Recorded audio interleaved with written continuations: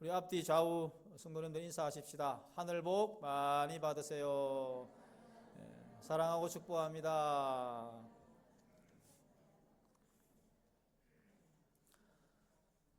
다시 그곳으로 라는 제목으로 함께 하나님의 말씀을 나누겠습니다.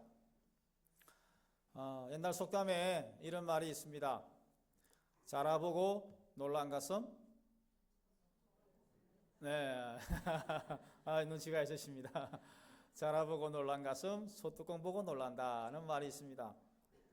어떤 일에 몹시 놀란 사람은 그와 비슷한 것만 보아도 놀란다는 그런 의미입니다.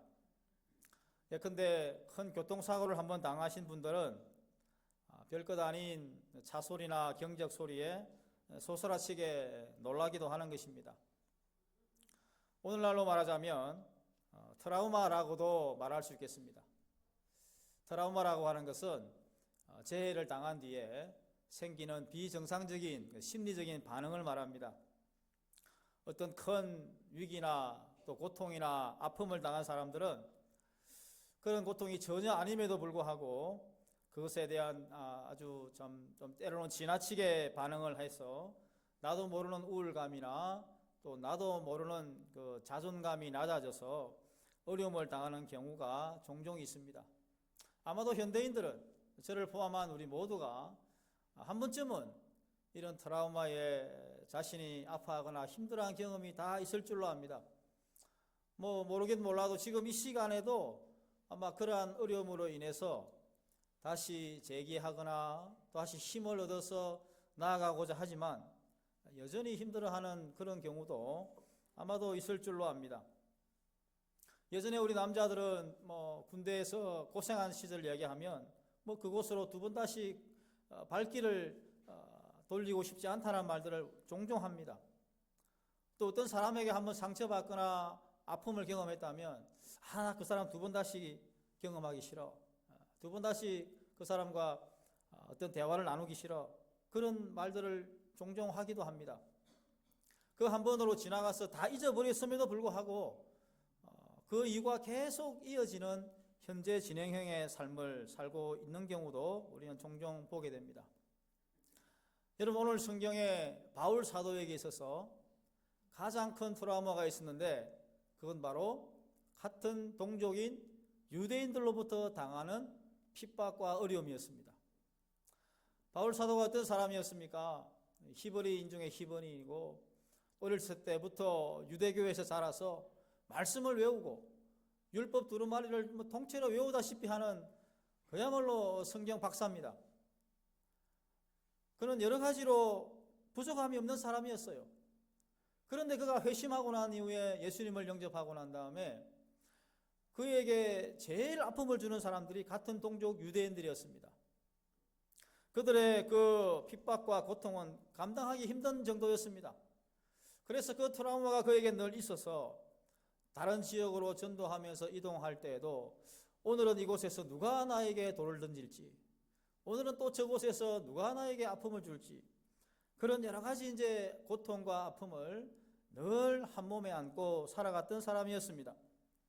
어찌 보면 오늘 현대인들에게 있는 그 트라우마에 의하면 바울 사도는 한 발짝도 내딛지 못하고 또 다른 곳으로 이동하지 못하고 언제 어디서 어떻게 될지 모르는 상황이었기 때문에 주저앉아 있을 수밖에 없는 상황이었겠죠. 그런데 오늘 성경에 보니까 그렇지를 않았습니다. 여러분, 바울 사도가 복음을 전했을 때에 따라다니면서 그 바울의 복음 사역에 방해하는 사람들이 있었어요. 지금 오늘 본문에 나오는 장소는 루스드라라고 하는 장소인데요. 이 루스드라 전에서 복음 전한 장소가 저기 나오는 대로 안디옥과 이고니온이었습니다. 이 안디옥과 이고니온에서 복음을 전하다가 루스드라라는 성으로 옮겼습니다. 약 30km 정도 되는 곳입니다. 여기 의정부에서 아마 강남까지 정도 거리 되는 것 같습니다. 그런데 이 거리까지 따라다니면서 그에게 발목을 잡고 딴지를 걸면서 하는 일마다 회방을 놓았습니다. 얼마나 여러분 고통이, 심적인 그 두려움이 컸겠습니까? 자, 그런데 오늘 이 본문에 아주 큰 사건이 하나 등장하게 됩니다. 이런 바울 사도에게 정말 심각한 위기가 닥쳐왔습니다. 그가 복음을 전하고 루스드라라는 성에서 많은 기적이 나타났습니다. 하나님의 역사로 말미암아 병자가 낫고 또 귀신이 떠나가고 하나님의 나라가 막 이렇게 전파되는 것이 눈에 보였습니다. 제일 싫어하는 사람이 누구라고요? 유대인들요. 이 유대인들이 역시 오늘도 이 루스드라 성에 와서 바울을 협박하고 회유하고 엄청나게 핍박합니다. 그리고 같은 사람들을 이렇게 충동질해서 바울에게 돌로 치라고 유혹을 합니다. 자, 여러분, 세상의 고통 가운데 아마 돌에 맞아 죽는 고통이 아마 제일 크지 않나 그런 생각을 해봅니다. 우리나라에도 과거에 광화문에서 어떤 정치적인 사범이 있을 때에 사람들이 길 양옆에서 돌로 이렇게 그 정치범을 쳐서 죽이는 경우도 참 많았습니다. 여러분, 어릴 때 아마 돌장난 하다가 특히 남자분들은 이마에 돌 한번 맞아본 경험 한두 번 있을 줄로 압니다. 얼마나 아픕니까? 그런데 그 아픈 돌멩이 하나가 아니라 죽을 때까지 이제 던져서 때리니까 이거 뭐 사람이 감당할 수 없는 고통이죠. 아마도 몸이 성한 곳이 없었을 겁니다. 뼈가 아마 제대로 된 뼈가 없었을 겁니다. 상처 투성이셨을 것이고 온몸이 다 찢겨진 상황이었을 것입니다. 그래서 사람들이 바울을 죽었다고 생각했습니다. 원래 유대인들 법에 의하면 성 안에서 돌로 치거나 사람을 죽이지 못하게 되어 있어요. 잘못을 하거나 어려움이 있으면 성 밖으로 데리고 나가서 거기에서 어떤 일을 해야 되는 겁니다. 그런데 지금 이 상황이 유대인들이 얼마나 급박하게 바울을 핍박했으면, 얼마나 급박하게 그 바울을 죽이고자 했으면 법도 어겨가면서 성 안에서 그를 돌로 쳤겠습니까? 그만큼 상황이 아주 급박했습니다. 자, 이런 상황에서 많은 사람들이 죽었다고 생각하고 이제 성 밖으로 내쳤습니다. 사실 죽은 거죠. 죽었습니다. 군중들의 돌에 의해서 바울은 맞아 죽었어요.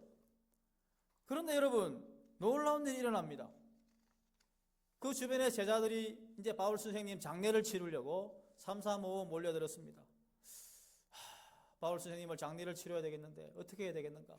저 유대인들의 저 서슬퍼런 눈을 피해서 어떻게 장례를 치를까? 사람들이 막 고민하면서 웅성웅성 거렸어요. 그런데 여러분, 그 순간에 벌떡 일어나는 겁니다. 아니, 죽었다고 생각했던 사람인데 장례를 치르려고 제자들이 모였는데 아무렇지도 않다는 듯이 벌떡 일어나는 거예요.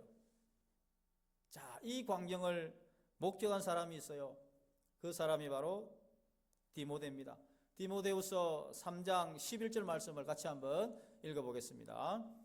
박해를 받음과 고난과 또한 안디옥과 이고니온과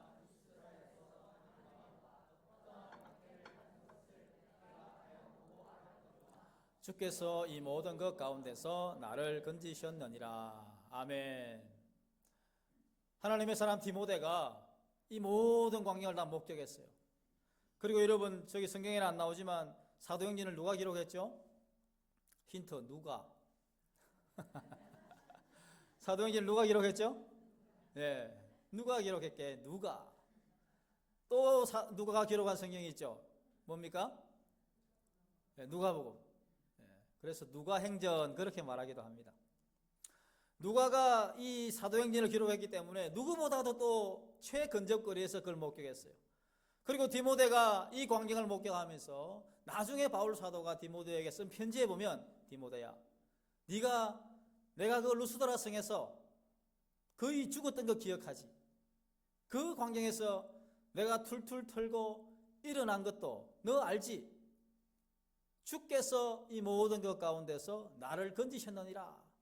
이렇게 디모데에게 편지를 쓰면서 그 일을 상기시켜 줍니다. 여러분, 이 순간에 디모데가 어떤 생각이 들었을까요? 그 고난의 현장에 자신이 사랑하는, 존경하는 그 스승님이, 내 생명을 내줘도 아깝지 않을 그 선생님이 참 돌에 맞아 죽어가는 광경을 보면서 디모데는 어떤 생각을 했겠습니까? 야, 과연 이렇게 살아야 되는가? 이렇게까지 하면서 저 사역을 해야 되겠는가? 나도 앞으로 바울 선생님 뒤를 따르려면 돌에 맞아 죽겠구나. 뭐 여러 가지 생각을 아마 다 했을 겁니다. 과연 이렇게까지 해야 되겠는가? 그렇게 하면서 또 한편, 과연 저 바울 선생님을 저렇게 만든 이유가 뭔가? 저 사람을 저렇게 이끌어가는 동력, 원인, 그 동인이 뭔가에 대한 본질적인 아마 고민을 했을 것 같습니다. 저 속에 뭐가 들어있길래 저런 일을 할 수 있겠는가? 이런 생각을 하면서 아마도 많은 고민을 했을 것이고, 또 앞으로 자기가 걸어가야 될 사역에 대한 방향도 그것을 보면서 설정을 했을 줄로 압니다. 여러분, 여기서 일어났다라고 하는 원래 원문의 뜻은요, 갑작스럽게 일어났다 이런 뜻이 있어요. 그러니까 아무렇지도 않다는 뜻이 갑자기 벌떡 일어났다는 겁니다. 누구에게도 예고하지 않고 누구에게도 예측되지 않은 상황이 발생한 겁니다. 돌발 상황이죠. 이 상황을 가능케 하시는 분은 다름 아닌 하나님 한 분뿐이십니다. 그 하나님께서 아무렇지도 않다는 듯이 다시 일으켜 세워주신 줄로 믿습니다. 여러분, 제가 고등학교 시절에 저희 동네가 좀 시골인데 그 교회가 이제 동네 교회가 개척이 되었어요. 개척한 분은 다름 아닌 여자 전도사님이었어요. 그 여자 전도사님은 이제 그곳이 처음 개척한 곳이 아니라 여러 군데 교회를 개척하시고 교회가 안정이 되면 또 목사님에게 넘겨주시고 또 다른 곳으로 이동해서 교회를 개척하시고 또 안정이 되면 또 물려주시고 그런 사명이 있는 분이에요. 그분이 이제 저희 동네에 와서 교회를 개척했어요. 저는 그때 다른 교회를 다니고 있었는데 이제 동네에 교회가 세워졌으니 그 교회를 다니기 시작했습니다. 그때가 막 제가 고3 때쯤이었습니다. 제가 교회 가서 찬양 인도도 하고 뭐 사람이 없으니까요. 그러니까 참 제가 고3 때부터 기타 치며 찬양 인도를 했어요. 거의 뭐 엄청난 시간 동안 그런 일들을 한 것 같아요. 근데 제가 이제 교회를 가면 그 여자 전도사님이 자기 아들보다 더 반가워해요. 정말 군대 나왔던 아들이 버선볼로 막 뛰어나오듯이 얼마나 기뻐하는지 몰라요. 아들을 하나 얻은 거죠, 사실은. 어느 날 저보고 신방을 가자고 합니다. 신방 가방을 들고 같이 이제 신방을 나섰는데 뭐 시골 교회라 차가 없죠, 당연히. 그러니까 걸어서 2-3시간을 이렇게 다니면서 가가호호 전도를 합니다. 어떤 집에 가면 소금을 뿌리기도 하고요. 어떤 집은 개가 짖어서 이제 들어가지 못하는 집도 있고요. 다양한 상황이 연출합니다. 그렇게 해서 2-3시간 하고 교회로 돌아옵니다. 해가 뉘엿뉘엿 넘어가는데 그 60이 넘으신 그 전도사님이 아이고 다리야 아이고 다리야 하는데 다리를 보면 다리가 퉁퉁 부었어요. 그 퉁퉁 부은 다리로 아이고 다리야 하면서 그 다음 날 일어나더니 또 나가시는 거예요. 그 다음 날 일어나면 또 나가고. 세상에 저는 어린 마음에 참 대단하시다. 저 연세에 저렇게 다니시면서 다리가 퉁퉁 붙도록 하시고 또 아이고 다리야 하면서도 내일 그만두시는 게 아니라 또 나가시고 또 나가시고 그렇게 해서 이제 교회가 조금씩 성장하면서 하는 것을 제가 눈으로 보았습니다. 아마 우리 용현동 교회도 뭐 담임 목사님 부부께서 열심히 그렇게 하시면서 하지 않았겠습니까? 뭐 보지 않아도 이미 그림이 다 그려지는 그런 상황입니다. 힘들고 어려운 상황 속에서 내일 어떻게 될지 알지 못하고 또 오늘 당장 내가 죽을 것 같은 그런 상황 속에서도 또 일어나서 내일 그곳으로 그 현장으로 나아가는 모습이 오늘 바울 사도의 모습입니다. 바울 사도가 벌떡 일어나서 그 자리에 주저앉아 있었던 것이 아니라 반대편으로 간 게 아니라 오늘 성경 20절에 보면 다시 그 성 안으로 들어갔다고 그랬습니다. 다시 그 성 안으로. 어떤 성요? 루스드라 성. 그 루스드라 성이 어떤 성입니까? 자신을 돌로 쳤던 곳이에요. 자신을 사지로 내몰았던 곳입니다. 자신을 더 이상 복음 전하지 못하도록 돌팔매질을 했던 곳입니다. 이미 그곳은 바울이 죽었다고 아마 춤을 출설지도 모르겠습니다. 그러나 여러분 상황은 아직 그대로입니다. 그 사람들이 물러간 것이 아닙니다. 바울 사도는 여전히 자신을 사지로 내몰았던 그곳으로 다시 들어가고 있습니다. 여러분 이쯤 하면 어떤 사람 같으면 트라우마로 인해서 얼마나 고통 가운데 다시 그곳으로 가고 싶지 않은 생각이 들었을 수도 있을 것입니다. 자신을 죽음으로 내몬 곳이니까요. 그런데 그곳으로 다시 나아간다고 하는 이것이 오늘 우리에게 많은 충격을 주고 있습니다. 현대 그리스도인들이 그렇게 참 크지 않은, 또 경중의 차이는 있겠습니다만은 얼마든지 극복하거나 이겨낼 수 있음에도 불구하고 여전히 그 트라우마에 휩싸여서 자신의 능력을 사장시키고 자신의 자존감이 낮아져서 오히려 자기 스스로가 더 사지로 나아가는 경우들이 종종 있습니다. 그런 측면에서 볼 때에 바울 사도의 이 모습은 참 우리에게 많은 교훈을 주고 있습니다.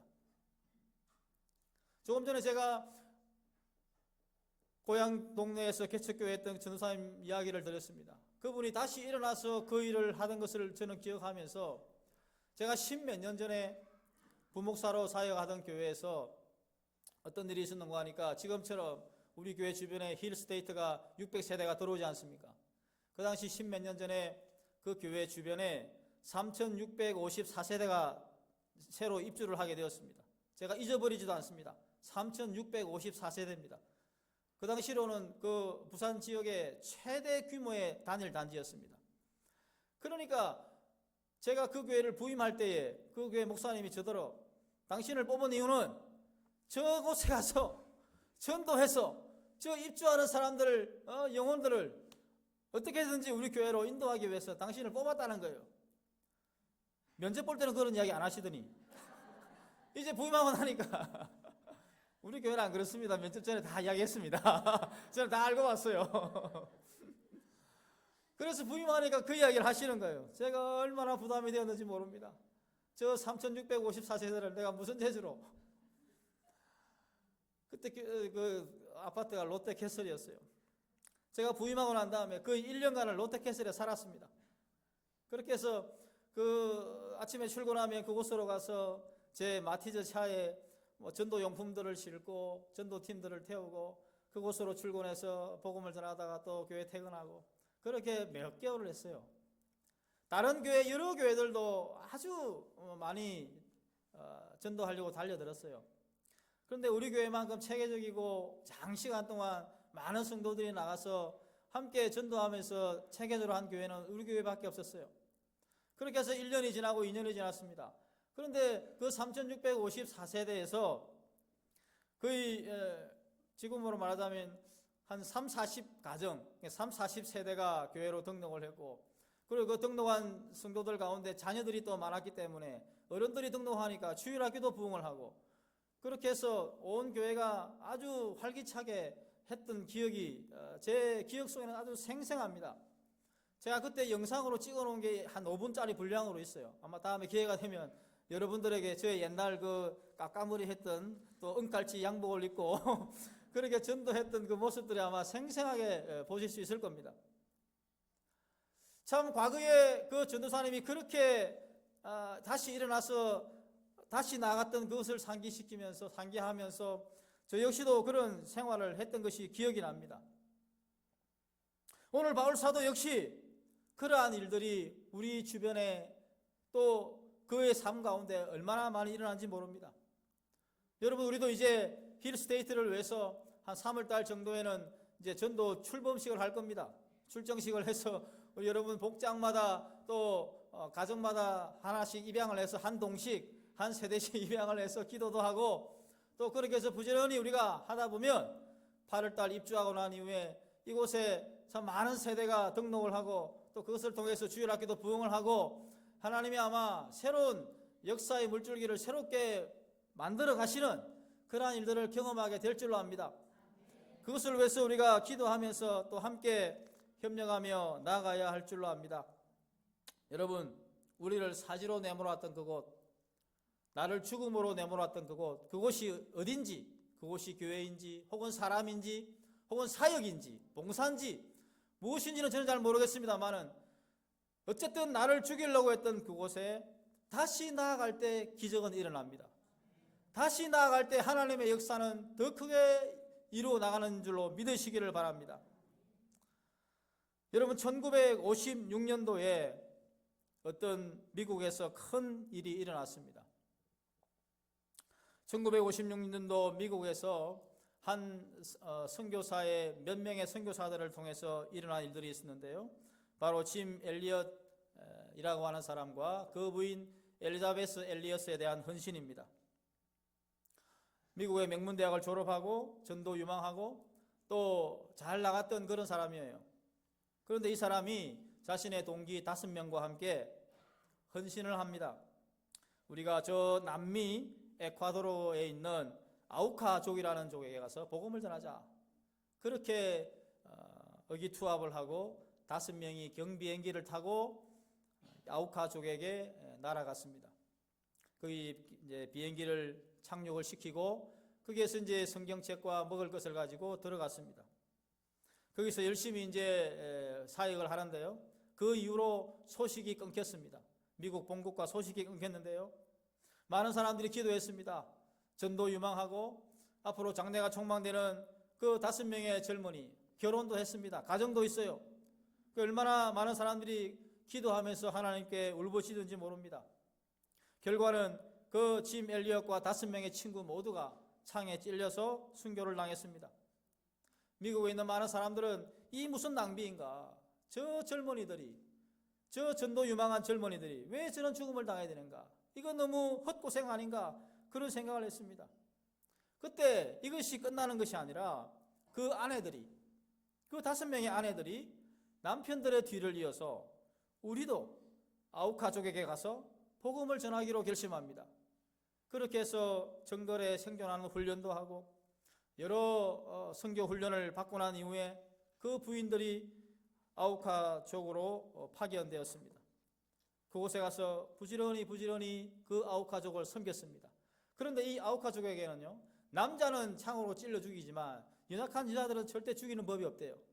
그러니까 이분들이 죽지 않고 그 속에서 선교하면서 지극정성으로 헌신할 수 있었던 겁니다. 그런데 이 사람들이 마지막 떠날 때에 그 아우카 부족이 물어봅니다. 도대체 당신들은 무엇 때문에 이렇게 우리를 위해서 헌신하고 당신들은 무엇 때문에 이렇게 우리를 위해서 수고했느냐라고 질문을 합니다. 그때 그 부인들이 답을 합니다. 부인들이 하는 그 답은 이겁니다. 당신들 무엇 때문에 여기 와서 고생하느냐고 물으셨죠.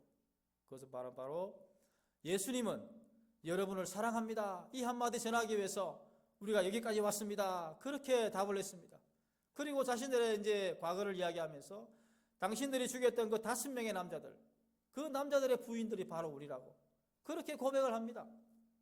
그 고백을 듣고 이 아우카족들이 감동을 받고 은혜를 받아가지고 예수님을 영접하고 그 중에 4명은 목사가 되고 또 1명은 전도자가 되어서 그렇게 그 에콰도르 그 주변에 많은 사람들에게 복음을 전하는 그야말로 진원지가 된 겁니다. 자신들의 남편인들이 죽었던 그곳, 자신들의 남편을 사지로 내몰았던 그곳으로 다시 돌아갈 용기가 어디에서 나는 겁니까? 그건 바로 자신들 속에 있는 예수 그리스도, 그 그리스도의 피 묻은 복음이 용솟음 치니까 그 뜨거운 열정이 그들을 그쪽으로 이끌어 들인 겁니다. 다름 아닌 하나님의 놀라운 성령의 능력이 내 안에 말할 수 없는 뜨거운 열정으로 불타오르게 하시고 그 불타오르는 열정이 그들을 그곳으로 이끌어 들인 겁니다. 이것이 바로 오늘 바울 사도가 경험했던 오늘 현대에 일어난 이야기입니다. 그렇기 때문에 이것은 그저 소설이 아니라 지어낸 얘기가 아니라 살아있는 하나님의 말씀이고 지금도 여전히 우리의 삶의 주변에 일어날 수 있는 일들입니다. 사랑하는 성도 여러분, 때로는 우리가 신앙생활 하면서 또 가정교회 목장을 봉사하고 섬기면서 또 여러 가지 사역을 하면서 나도 모르는 어려움과 힘든 문제에 부딪힐 수 있습니다. 그것이 나에게 트라우마로 다가올 때가 있습니다. 그런데 이 모든 것을 이겨낼 수 있는 것은 바로 오늘 이 짐 엘리엇의 부인들이 말한 것처럼 내 안에 살아계신 예수 그리스도, 그분이 내 안에 살아서 용솟음 치기 때문에 그 피 묻은 복음이 살아있는 그 사람에게 하나님은 다시 일어날 수 있는 용기를 주시고 자신을 사지로 내몰았던 그곳에 다시 갈 수 있도록 은혜를 허락해 주시는 것입니다. 그것이 오늘 우리의 삶의 현장입니다. 여러분, 이렇게 하면서 바울 사도가 자신의 뒤를 따라오는 사람들에게 유언처럼 한 이야기가 있습니다. 그것이 바로 하나님 나라에 들어가려면 많은 환난을 겪어야 될 것이라는 것인데요. 성경을 한번 띄워주시면요, 같이 한번 읽어보겠습니다. 시작. 그들은 제자들의 마음을 굳세게 해주고 믿음을 지키라고 권하였다. 그리고 또 이렇게 말하였다. 우리가 하나님 나라에 들어가려면 반드시 많은 환난을 겪어야 합니다. 바울 사도가 이미 2000년 전에 자신이 먼저 그 길을 걸어갔고, 또 그 뒤를 걸어오는 수많은 주님의 제자들에게 우리가 그 길을 걸어가려면 반드시 필연코 기필코 기어이 환난이 있어야 된다는 것을 강조합니다. 그렇습니다. 우리가 믿는 예수 그리스도, 우리가 신앙생활하는 교회 생활은요, 그저 콧노래 부르면서 양탄자 위에서 즐겁게 뛰어가는 곳이 아닙니다. 때로는 걸어가기 싫지만, 때로는 정말 하고 싶지 않지만, 때로는 전혀 할 용기도 생기지 않지만, 그러나 또 걸어가야만 하는 것이 오늘 우리의 삶입니다. 우리가 어떻게 늘 하고 싶은 일만 하고, 내 마음에 쏙 드는 일만 하고, 내 취향과 내 성향과 비슷한 사람만 만나고, 어떻게 꽃길만 걸어갈 수 있겠습니까? 때로는 내 생각과 전혀 반대되는 사람도 만나고요, 때로는 내가 하는 말마다 반대하는 사람도 만나게 되고요, 또 여러 가지 일들을 하다 보면 다양한 상황에 연출될 수 있습니다. 자라온 배경과 가치관과 또 가문과 여러 가지 학문과 지식, 또 인간사 모든 일들이 다 다릅니다. 제가 어떤 교회 사역을 하면서 은퇴한 여자 전사님을 만났습니다. 그 교회를 은퇴하셨는데 그 전사님에게 여쭤봤습니다. 전사님, 어떻게 그래 오랫동안 한 교회에서 사역하시고 은퇴 전도사로 계셨습니까? 하니까 딱 한 말씀 하시더라고요. 목사님, 10인 10색입니다. 10사람이면 10사람 색깔이 있습니다. 그 10사람 색깔을 자기가 다 이해하고 다 받아들이고 다 이렇게 아우르면서 은퇴 여전도사까지 왔다는 거예요. 한 교회에서 수십 년간 사역하고. 그러니까 참 10인 10색이라는 말이 참 제 마음속에 와닿았습니다. 그렇습니다. 여러분이 목장을 하시다 보면 이 10인 10색이라는 말이 딱 어울리실 것 같습니다. 다양한 사람들, 다양한 배경의 사람들을 만나고 그들과 함께 신앙생활 하는 것 쉽지 않습니다. 우리가 바울처럼 돌팔매질 나오면서 순교하는 그런 것도 중요하지만, 오늘 우리의 삶의 현장에서, 오늘 우리의 사역의 현장에서, 여러분의 직장에서, 학교에서 내게 주어진 일들을 성실함으로 감당해 나가는, 그러면서 다른 사람의 돌을 맞는, 이것도 순교의 정신입니다. 주님의 일반 순교의 정신이 아닙니다. 우리의 모든 삶의 현장이 바로 바울과 같은 이런 일들이 늘 다가온다는 걸 오늘 우리가 말씀을 통하여 깨달아 알 수 있는 것입니다. 이제 오늘 말씀을 마무리하겠습니다. 우리가 다시 일어나서 그곳으로 나아갈 수 있는 것은 우리 힘과 능력으로 되지 않습니다. 오직 성령의 능력으로, 하나님의 성령이 강권하시고 내 안에 그리스도의 피 묻은 복음이 왕성하게 일어날 때에 다시 그곳으로 나아갈 수 있습니다. 우리를 사지로 내몰았던 그곳, 또 내 인생을 실패의 나락으로 이끌었던 그곳에 성령의 능력으로 다시 나아갈 수 있기를 바랍니다. 올 2025년도가 다시 성령의 능력으로 나아가는 한 해가 될 수 있기를 바랍니다. 그래야 해서 우리 용현동 교회가